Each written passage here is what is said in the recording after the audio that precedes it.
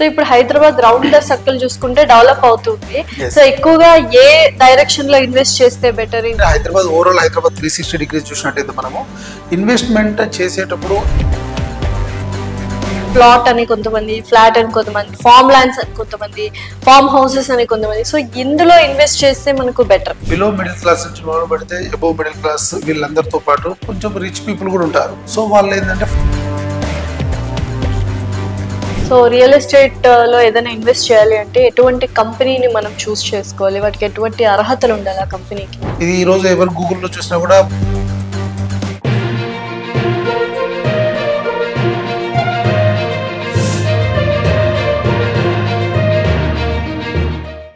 Hi, hello, నమస్తే, welcome to our channel. ప్రస్తుతం స్టూడియోలో మనతో పాటు ఉన్నారు real estate expert Rajesh Reddy గారు. నమస్కారం రాజేష్, ఎలా ఉన్నారు? నేను కూడా చాలా బాగున్నాను. సో రియల్ ఎస్టేట్ అనేది ఎప్పటి నుంచి స్టార్ట్ చేశారు కెరియర్ గా? నేను 2011 నుంచి కెరియర్ లో ఉన్నానండి. కాకపోతే అంటే నేను అప్పుడు సీరియస్ లేదు. నేను ఎడ్యుకేషన్ తో పాటు రియల్ ఎస్టేట్ లో ఉన్నాను. ఆఫ్టర్ MBA కంప్లీషన్ తర్వాత నేను ప్రైవేట్ జాబ్ లో కొంతకాలం మెడికల్ ఫీల్డ్ లో కంటిన్యూ అయిన తర్వాత ఆ తర్వాత ఓన్ బిజినెస్ సెటప్ తోని బయటకు వచ్చేసిన తర్వాత రియల్ ఎస్టేట్ స్టార్ట్ చేయడం జరిగింది. కాకపోతే రియల్ ఎస్టేట్ అనేది ఫస్ట్ 2011 నుంచి నాకు టచ్ లో ఉంది. ఓకే, పర్టికులర్ గా ఏ ఏరియాలో డీల్ చేస్తుంటారు? కొంతమంది with in Hyderabad, out sides of Hyderabad, తర్వాత అవుట్స్కర్ట్స్ ఆఫ్ హైదరాబాద్ చేస్తుంటారు కదా. సో మీరు ఎక్కడ ఏ ఏరియాలో ఎక్కువ ప్రిఫరబుల్? అంటే మేము ఫస్ట్ స్టార్ట్ చేయడం ఈస్ట్ హైదరాబాద్ లో స్టార్ట్ చేసామండి. ఈస్ట్ హైదరాబాద్ అంటే వరంగల్ హైవే లో స్టార్ట్ చేసాం. దెన్ మనం ముంబై హైవే, బెంగళూరు హైవే, ఆ తర్వాత కరీంనగర్ హైవే లో స్టార్ట్ చేయడం జరిగింది. షామీర్పేట ఆ ప్రాంతంలో పర్టికులర్ గా మనం మెయిన్ గా ఫోకస్ చేసినట్టు హైవేస్ అంటే Warangal highway and Bengaluru highway. Okay, so ఇప్పుడు హైదరాబాద్ రౌండ్ ద సర్కిల్ చూసుకుంటే డెవలప్ అవుతుంది. సో ఎక్కువగా ఏ డైరెక్షన్ లో ఇన్వెస్ట్ చేస్తే బెటర్? ఇమీడియట్ గా మనకు రిటర్న్ ఆన్ ఇన్వెస్ట్మెంట్స్ కావచ్చు, ఇమీడియట్ గా మనకు అది అప్రిసియేషన్ అనేది ఉంటుంది.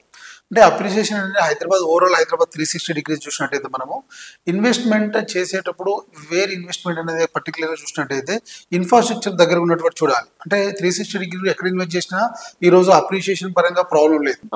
డెఫినెట్ గా అప్రిసియేషన్ పెరుగుతుంది. బట్ ఏంటంటే మనకు అక్కడ అర్బనైజేషన్ ఎంత తొందరగా అవుతుంది అనేది ఒకటి, మనం పెట్టినటువంటి ROI ఎప్పటి వరకు రాగలుగుతుందని ఒకటి చూడాలి. మెయిన్ గా అయితే ఈ మధ్య కాలంలో మనం చేస్తున్న ఇన్వెస్ట్మెంట్ చూసినట్టయితే సౌత్ హైదరాబాద్, వెస్ట్ హైదరాబాద్ లో ఫోకస్ ఎక్కువ కనిపిస్తుంది. ఎందుకంటే వెస్ట్ లో ఐటీ పీపుల్ ఎక్కువ ఉండడం, ఎంప్లాయ్మెంట్ ఎక్కువ ఉండడం వల్ల అర్బనైజేషన్ అనేది స్పీడ్ గా పెరగడం జరుగుతుంది. కంపేర్ టు ది సౌత్ చూసినట్టయితే వెస్ట్ తో కంపేర్ చేస్తే సౌత్ కూడా బాగానే ఉంది. ఈ మధ్యలో సౌత్ లో హైదరాబాద్ లో చూసినట్టే సెచెస్ కానీ అక్కడ నెంబర్ ఆఫ్ ఇండస్ట్రీస్ రావడం జరిగింది. ఎస్పెషల్లీ మనకు సాగర్ హైవే నుంచి మొదలుకుంటే మనం షాద్ నగర్ వరకు చూసినట్టయితే ఈ పర్టికులర్ లొకేషన్ లో నెంబర్ ఆఫ్ ఇండస్ట్రీలు రావడం ఒకటి.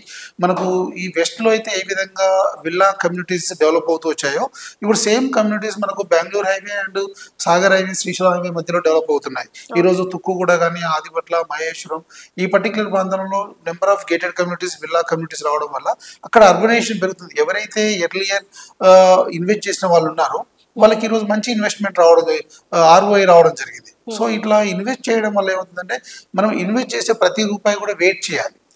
సో ఇమీడియట్ ఎక్స్పెక్టేషన్ అనేది ఉండకూడదు. సో చాలా మంది సేవింగ్స్ బదులు ఇన్వెస్ట్ చేస్తున్నారు ఇప్పుడు అందరూ చాలా తెలివిగా. సో ఇన్వెస్ట్మెంట్ అనేది చాలా రకాలుగా వచ్చింది, ఎస్పెషల్లీ రియల్ ఎస్టేట్ లో. ఫర్ ఎగ్జాంపుల్ ప్లాట్ అని కొంతమంది, ఫ్లాట్ అని కొంతమంది, ఫార్మ్ ల్యాండ్స్ అని కొంతమంది, ఫార్మ్ హౌసెస్ అని కొంతమంది. సో ఇందులో ఇన్వెస్ట్ చేస్తే మనకు బెటర్ అండ్ బెస్ట్ ఆప్షన్ అంటే మన బడ్జెట్ బట్టి ఉంటుందండి. ఇప్పుడు మన దగ్గర ఏంటంటే బిలో మిడిల్ క్లాస్ నుంచి మొదలు పెడితే అబోవ్ మిడిల్ క్లాస్ వీళ్ళందరితో పాటు కొంచెం రిచ్ పీపుల్ కూడా ఉంటారు. సో వాళ్ళు ఏంటంటే ఫ్లాట్ లో ఇన్వెస్ట్ చేస్తారు. ఫ్లాట్ అనేది ఏంటంటే వాళ్ళకు హై ఇన్వెస్ట్మెంట్ వాళ్ళ దగ్గర ఉంటుంది, ROI కూడా ఇమీడియట్ గా ఎక్స్పెక్ట్ చేస్తుంటారు. ఎందుకంటే వాళ్ళ క్యాలిక్యులేషన్ ఎప్పుడు కూడా మంత్లీ క్యాలిక్యులేషన్స్ ఉంటాయి వాళ్ళ దగ్గర. సో వాళ్ళ ఇన్వెస్ట్మెంట్ అనేది కూడా ఇమీడియట్ రిటర్న్ చూస్తారు కాబట్టి వాళ్ళు ఫ్లాట్ లోకి వెళ్ళడం better. So long term investment లో చూసినట్టయితే మిడిల్ క్లాస్ వాళ్ళకు, అప్పర్ మిడిల్ క్లాస్ వాళ్ళు ఎవరైతే ఉంటారో వాళ్ళకు ఓపెన్ ఫ్లాటే బెటర్ అని చెప్తాను. ఎందుకంటే చాయిస్ అనేది ఓపెన్ ఫ్లాట్ లో ఏంటంటే రిటర్న్ ఆఫ్ ఇన్వెస్ట్మెంట్ ఇంత అని చెప్పలేము మనం. ఒకసారి 100 రావచ్చు, ఒకసారి 500 రావచ్చు, ఒకసారి 1000 కూడా వచ్చే పరిస్థితి. బిఫోర్ కరోనా, ఆఫ్టర్ కరోనా తర్వాత చూస్తే కొంతమందికి ఎక్కువ రిటర్న్ వచ్చిన సందర్భాలు కూడా ఉన్నాయి. సో ఇటువంటి వాటిలో అప్రూవల్ లెవెల్లో తీసుకోవడం వల్ల ఏంటంటే వాళ్ళ అవసరాలకు, వాళ్ళ పిల్లల భవిష్యత్తు కానీ, వాళ్ళ అవసరాలకు కానీ ఏదైనా అవసరం ఉన్నప్పుడు దీన్ని బ్యాంక్ లో చేయడం, మార్టిగేజ్ చేసి లోన్ తీసుకోవడం కానీ, లేకపోతే ఆ ఫ్లాట్ ని ఎక్కడైనా చేసి డబ్బులు తెచ్చుకోవడం కానీ, లేకపోతే రీసేల్ చేయడానికి అవకాశం ఉన్నప్పుడు చేసినప్పుడు కూడా డబ్బులు వచ్చే అవకాశం ఉంటుంది. సో ఓపెన్ ఫ్లాట్ లో చేయడం వల్ల ఏమైందంటే రేట్ ఆఫ్ ఇంట్రెస్ట్ తో పాటు ఆర్ఓఐ కూడా ఎక్కువగా ఉంటుంది. దానివల్ల ఏంటంటే వాళ్ళు ఇచ్చుకునే బయట ఇంట్రెస్ట్కి ఇచ్చుకున్న రేట్ ఆఫ్ ఇంట్రెస్ట్ కంటే కంపేర్ చేస్తే ఇక్కడ ఆర్ఓఐ ఎక్కువ వచ్చే అవకాశం ఉంటుంది. సో ఓపెన్ ప్లాట్ తీసుకోవాలి, ఓపెన్ ప్లాట్ లో ఇన్వెస్ట్ చేయాలి అంటే ఎటువంటి చెక్ లిస్ట్ మనము చూసుకుంటూ ఉండాలి, రిక్వైర్మెంట్స్ కానీ? ఓకే, ఇప్పుడు ఉన్నటువంటి ఓపెన్ ఫ్లాట్ సిస్టమ్ లో చూసినట్టయితే హైదరాబాద్ చుట్టూ ఉన్న చూడండి, ఒకటి హెచ్ఎండిఏ, రెండోది డిటిసిపి లిమిట్స్ ఉన్నాయి. గ్రేటర్ హైదరాబాద్ లిమిట్స్ తో పాటు ఏంటంటే హెచ్ఎండి లిమిట్స్ కూడా పెంచారు. సో హైదరాబాద్ కు అవుటర్ రింగ్ నుంచి 30 కిలోమీటర్స్ లిమిట్స్ అంతా కూడా హెచ్ఎండిఏ లిమిట్స్ ఉండడం వల్ల ఏదైనా హెచ్ఎండిఏ ప్రాజెక్ట్కి వెళ్ళినప్పుడు మనం చూసేది ఏంటంటే ఫస్ట్ అది ఏ జోన్ లో ఉంది, అది R1 జోన్ లో ఉందా, వేరే జోన్ లో ఉందా ఒకటి చూసుకోవాలి. రెండోది దానికి టెక్నికల్ ఎల్పి నెంబర్ ఉంటుంది, లేఅవుట్ పర్మిషన్ నెంబర్ ఉంటుంది, అది వచ్చిందా రాలేదా చూడాలి. మూడోది రేరా ఉందా లేదా చూడాలి. సో ఈ 3 కండిషన్లు మెయిన్ గా చూడాలి. ఆ తర్వాత మీరు ఎవరైతే ఏ కన్సల్టెంట్ ద్వారా అయితే వెళ్తున్నారో ఫర్దర్ ఇన్ఫర్మేషన్ మొత్తం తను అడిగితే తను ఎవ్రీథింగ్ ఇవ్వడం జరుగుతుంది. ఎందుకంటే అక్కడ ఉన్నటువంటి ఆ పర్టికులర్ ప్రాజెక్ట్ ఏదైతే ఉందో తనకు దాని మీద ఐడియా ఉంటుంది. తన దగ్గర ఒక సబ్జెక్ట్ ఉంటుంది, ఏ సర్వే నెంబర్ ఎంత, ఎక్స్టెన్షన్ ఎంత ఉంది, ఏ ప్లాటింగ్ ఎంత ఉంది అనేది ఇన్డెప్త్ నాలెడ్జ్ తన దగ్గర ఉంటుంది కాబట్టి తన నుంచి తీసుకోవచ్చు. మనం బేసిక్గా చూడవలసింది ఏంటంటే అది ఏ జోన్లో ఉంది, ఏ అప్రూవ్తో ఉంది, ఎటువంటి అప్రూవ్స్ వచ్చాయా లేదా. లీగాలిటీ అనేది కూడా కంప్లీట్ మన తర్వాత చెక్ చేయొచ్చు మనము. ఎందుకంటే దానికి బ్యాంక్ లోన్ ప్రొవైడ్ చేస్తూ బ్యాంక్స్ ఉంటాయి. నువ్వు లోన్కి వెళ్ళాం అనుకో, త్రూ మనకి ఏంటంటే 50% వరకు బ్యాంక్ రేట్ చేసిస్తారు మనకు. సో అలాంటి లీగాలిటీ ఇష్యూ ఉండదు. సో మనం బేసిక్ గా చూడవలసింది ఇవి అప్రూవ్స్ ఉన్నాయా లేవా, మనం ప్రీ లాంచ్ వెళ్తున్నామా లేదా అనేది చూసుకోవాలి. సో ఎటువంటి లీగల్ డాక్యుమెంట్స్ అనేది మనం వెరిఫై చేసుకోవాలి ప్లాట్ కొనేటప్పుడు? మనం లీగాలిటీ ఫస్ట్ థింగ్ అంటే వాళ్ళ ప్రాజెక్ట్ లీగల్ ఒపీనియన్ ఉంటుంది. ఏ కంపెనీ దగ్గరనే ఏ ప్రాజెక్ట్ సంబంధించినటువంటి ఇండివిజువల్ లీగల్ ఒపీనియన్ ఉంటుంది. మనం ఆ కంపెనీని ఎవరైతే ఉంటారో వాళ్ళ దగ్గర నుంచి మనం లీగల్ ఒపీనియన్ తీసుకోవచ్చు. లేదు అంటే మనకు కంపెనీకి సంబంధించినటువంటి ఆ ప్రాజెక్ట్ సంబంధించిన లీగల్ డాక్యుమెంట్ ఇవ్వమంటే ఇస్తారు. సర్వే నెంబర్స్ తో మొదలుకొని అవన్నీ ఎవ్రీథింగ్ ఇస్తారు. సో అవి మనం మన పర్సనల్ లాయర్కి, అడ్వకేట్కి ఇచ్చి ప్రొవైడ్ చేసేసి దాని నుంచి లీగల్ ఒపీనియన్ తీసుకోవచ్చు. సో ఇలాంటప్పుడు లీగల్ ఒపీనియన్ సంబంధించిన ఏ డాక్యుమెంట్ అయినా కూడా యాజ్ పర్ లీగాలిటీ ప్రకారం కావాల్సిన డాక్యుమెంట్ అంతా కూడా మనకు అడ్వకేట్ సజెస్ట్ చేస్తాడు. త్రూ కంపెనీ ద్వారా మనం తీసుకొని చేసుకోవచ్చు మనం. కాకపోతే బేసిక్ గా మనకు ఉండాల్సిన నాలెడ్జ్ ఏంటంటే ఆ ప్రాజెక్ట్ ఎక్కడ ఉంది, ఏ సర్వే నెంబర్ లో ఉంది, రేరా ఉందా, ఎల్పిన్ ఉందా, ఇది అనేది చూసుకోవాలి మెయిన్ గా. సో యూజువల్ గా చాలా మంది ఏంటంటే ఒక చిన్న కన్ఫ్యూజన్, రీసేల్ ప్లాట్ తీసుకోవడం బెటర్, బ్రాండ్ న్యూ ప్లాట్ తీసుకోవడం బెటర్ అని, ఏది బెస్ట్ అంటారు? అంటే మనకున్నటువంటి ఫెసిలిటీ మనకున్న నెసెసిటీ బెటర్ ఉంటుందండి. నా అవసరం పోనీ ఇప్పుడు రెండు resale plot and brand new plot రెండు ఒకటే ప్రైస్ అనుకోండి, అది 30 lakhs ఇది 30 lakhs, సో ఏది ప్రిఫర్ చేయాలి? అలాంటప్పుడు మనకు న్యూ ఫ్లాట్ తీసుకోవడం వల్ల ఏంటంటే మనకు మెయింటెనెన్స్ వస్తుంది. సో ఆ ప్రాజెక్ట్ మెయింటెనెన్స్ ఉందో లేదో చూసుకోవాలి. కొత్త ప్రాజెక్టులు తీసుకోవడం వల్ల ఏంటంటే ఇప్పుడున్న కంపెనీస్ అన్ని కూడా minimum 5 to 10 years free maintenance provide చేస్తున్నాయి. సో అలాంటప్పుడు మనకు ఫ్రీ మెయింటెనెన్స్ వస్తుంటుంది. రెండోది ఏంటంటే రీసెంట్ డెవలప్మెంట్ ఉండడం వల్ల ఏంటంటే మనం రేపు దాన్ని రీసేల్ చేయాల్సిన అవకాశం ఉన్నప్పుడు కూడా ఈజీ అయ్యే అవకాశం ఉంటుంది. మూడోది ఏంటంటే లొకేషన్ ఇంపార్టెంట్, అక్కడున్న ఇన్ఫ్రాస్ట్రక్చర్ ఇంపార్టెంట్. రీసేల్ ఇన్ఫ్రాస్ట్రక్చర్ బాగుందా లేదా న్యూ బ్రాండ్ ఫ్లాట్ ఇన్ఫ్రాస్ట్రక్చర్ బాగుందా, లొకాలిటీ పరంగా అక్కడ ఉన్న ఇన్ఫ్రాస్ట్రక్చర్ పరంగా చూసుకున్నప్పుడు ఏది బెస్ట్ అనుకుంటే దానికి వెళ్ళడం బెటర్. ఓకే, సో చాలా వరకు ఎక్కడ చూసినా బయట హోర్డింగ్స్ కనిపిస్తుంటాయి ప్రీమియం విల్లా ప్లాట్స్ అని. అసలు ఏముంటాయి ప్రీమియం అంటే, అందులో ఏం అమ్యూనిటీస్, ఏం ఫెసిలిటీస్ ఇస్తున్నట్టు బేసిక్ గా?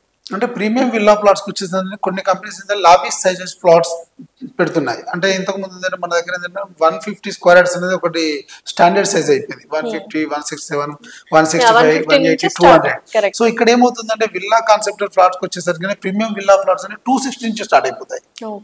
40-60 సైజ్ లో 267 నుంచి స్టార్ట్ అయిపోతాయి. 300, 350, 400 నుంచి స్టార్ట్ అయిపోతాయి. దీంట్లో ఏంటంటే వాళ్ళు కార్పస్ ఫండ్ మెయింటైన్ చేస్తారు. దాంతో పాటు ఏంటంటే మీడియం సైజ్ క్లబ్ హౌస్ ఒకటి, పూల్ ఒకటి, గేటెడ్ కమ్యూనిటీ లెవెల్లో ఇవ్వడం జరుగుతుంది. సో ఇటువంటి ప్రాజెక్ట్స్ కూడా ఇప్పుడు హైదరాబాద్ లో చాలా పెరిగిపోయినాయి. ఈ టైప్ ఆఫ్ వెంచర్స్ రావడం వల్ల ఏంటంటే ఇన్వెస్టర్స్ కూడా ఇన్వెస్ట్ చేయడానికి ఒకటి, వీకెండ్స్ టైంలో ఆ క్లబ్ హౌస్ ను, ఆ పూల్ ను, అక్కడ అట్మాస్ఫియర్ ఎంజాయ్ చేయడానికి కూడా ఇష్టపడుతున్నారు. సో రియల్ ఎస్టేట్ లో ఏదైనా ఇన్వెస్ట్ చేయాలి అంటే ఎటువంటి కంపెనీని మనం చూస్ చేసుకోవాలి, వాటికి ఎటువంటి అర్హతలు ఉండాలి ఆ కంపెనీకి? అంటే కంపెనీని మెయిన్గా ఇప్పుడు మనం చూసే కంపెనీ మెయిన్గా లీగాలిటీ ఉందా లేదా, కంపెనీకి ఎటువంటి అప్రూవ్స్ ఉన్నాయి, వీళ్ళు ఎక్కడి నుంచి అప్రూవ్స్ టేకెన్ చేస్తున్నారు అనేది ఇంపార్టెంట్. వీళ్ళు హెచ్ఎండి అథారిటీ నుంచి తీసుకొని చేసిన ప్రాజెక్టులు ఎన్ని ఉన్నాయి, లేదా డిటిసి నుంచి తీసుకుంటున్నారా, వీళ్ళు కంప్లీట్ చేసిన ప్రాజెక్టులు ఏమి ఉన్నాయి, వీళ్ళు చేసినటువంటి ప్రాజెక్టులో ఎటువంటి ఇష్యూస్ ఉన్నాయా లేవా, వీళ్ళ సర్వీస్ ఎలా ఉందనేది మెయిన్ అండి. ఓకే. ఇది ఈ రోజు ఎవరు గూగుల్లో చూసినా కూడా, బ్రౌజ్ చేసినా కూడా ఆ కస్టమర్ రివ్యూస్ ఉంటాయి. దాన్ని బట్టి మనం అనాలిసిస్ చేయొచ్చు. మనం కంపెనీ యొక్క డాక్యుమెంటేషన్ అడుగులో కూడా ఇచ్చే పరిస్థితులు అన్ని కంపెనీస్ ఉన్నాయి. ఎందుకంటే వాళ్ళ బోర్డ్ ఆఫ్ డైరెక్టర్ ఎవరు, దాని రెజల్యూషన్స్ ఏం తీసుకున్నారు అనేది అంతా కూడా కంపెనీ ప్రొవైడ్ చేస్తుంది. ఇప్పుడు ఎవరైతే మనం ఏ కన్సల్టెంట్ ద్వారా అయితే మనం అప్రోచ్ అవుతున్నామో తనని ప్రతి ఒక్కటి అడగొచ్చు. మనం అడిగితే తను ఎవ్రీథింగ్ ప్రొవైడ్ చేయడానికి వాళ్ళ అవకాశం ఉంది. ప్రతి కంపెనీ కూడా లీగాలిటీ పరంగా ఎటువంటి అబ్లిగేషన్స్ లేకుండానే ఉన్నారు చాలా మంది. ఉన్న 1-2% ఎవరైతే ఉన్నారో వాళ్ళని మనం వెరిఫై చేయడం చాలా ఈజీ. మనం వెళ్ళినప్పుడు ఏంటంటే ప్రతిదీ అడగడం తప్పులేదు, ఎందుకంటే మనం పెట్టే ప్రతి రూపాయి కూడా మనది. సో అలాంటప్పుడు మన ఇన్వెస్ట్మెంట్ పెడుతున్నప్పుడు ప్రతి పేపరు, ప్రతి లీగాలిటీ, ప్రతి అప్రూవ్డ్ కాపీ అడిగే అథారిటీ మనకు ఉంది కాబట్టి మనం అడగొచ్చు, తీసుకోవచ్చు. లీగాలిటీ పరంగా చూసుకున్నాకనే మనం ఇన్వెస్ట్ చేయొచ్చు.